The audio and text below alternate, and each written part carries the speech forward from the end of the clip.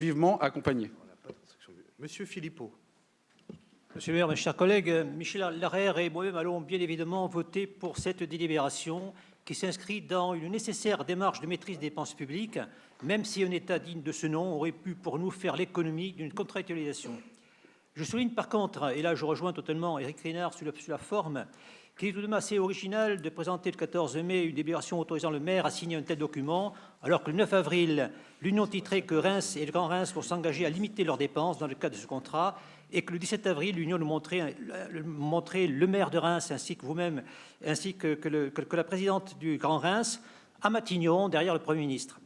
Je sais que votre majorité est soudée, je sais qu'aucun de ces conseillers ne se prononce contre une délibération proposée. Cependant, la bienséance aurait peut-être voulu que le vote déjà acquis précède la signature et cette médiatisation. Cette démarche va cependant dans le bon sens, mais n'en profitez pas, monsieur le maire, pour faire une augmentation au-delà des dépenses de 1,2% d'augmentation qui sont prévues dans le texte pour des constructions de logements dont on sait souvent trop bien à qui ils bénéficient. Merci. Je crois qu'il y a une incompréhension, mes chers collègues. Et Monsieur Canard, il n'y a pas de mépris de l'Assemblée, puisque nous n'avons pas signé la contractualisation, puisque nous la signerons avec le représentant de l'État. Nous avons signé un engagement à présenter une contractualisation. Donc, aujourd'hui, cette délibération va nous permettre de signer officiellement la contractualisation avec le représentant de l'État. D'ailleurs, lors de la signature de cet engagement, de cette promesse d'engagement, vous citiez des départements, il y avait des départements qui étaient présents, il y avait des collectivités, diverses collectivités, EPCI ou villes, qui étaient présentes autour de la table. Vous parlez de brevet de bonne gestion. Vous savez, ce n'est pas cette contractualisation qui est synonyme de brevet de bonne gestion, parce que le brevet de bonne gestion, il a été donné par la Cour des comptes dans un rapport l'année dernière, qui cite notre collectivité comme une collectivité qui a pris des engagements forts et qui a une gestion saine sur la période 2014, 2016, voire 2017. C'était un rapport de la Cour des comptes. Là, oui, c'est un engagement, une contractualisation avec l'État pour ne pas dépasser les 1,2% de hausse de fonctionnement chaque année.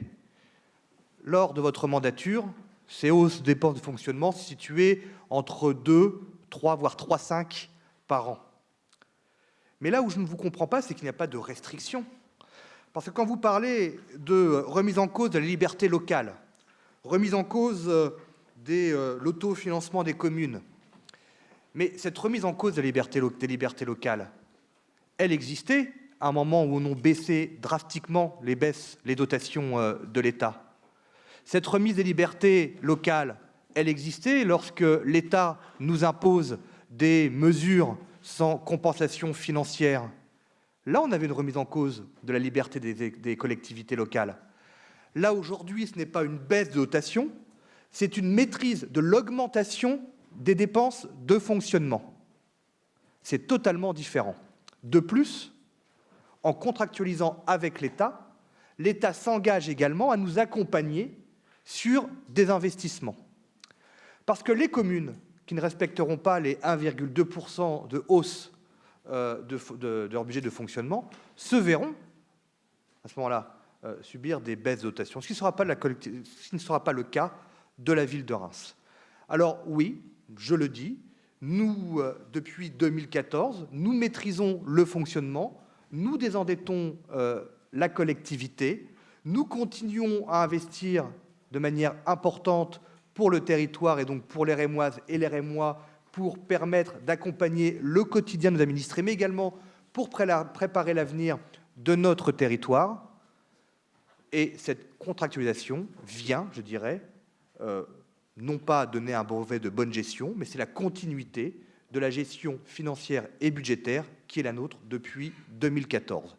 Et je peux vous assurer que le fait d'être assuré, ne plus subir de baisse de dotation, comme nous l'avons subi entre 2014 et 2016, voire 2017. Et d'ailleurs, c'est une différence entre votre mandature et la nôtre, parce que les dotations ou les baisses de dotation n'étaient pas équivalentes. Donc aujourd'hui, nous avons la garantie d'avoir un accompagnement de l'État, tout en maîtrisant notre budget de fonctionnement à une hausse ne dépassant pas 1,2%. Donc il n'y a pas de remise en cause des libertés locales. Est-ce que d'autres souhaitent...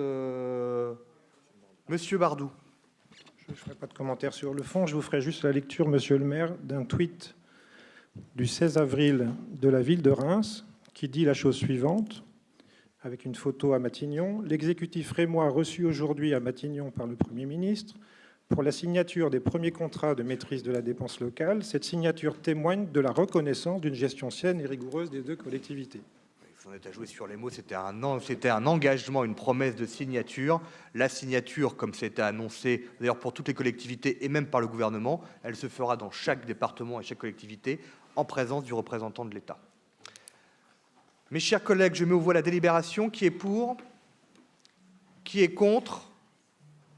Qui s'abstient? La délibération est donc adoptée.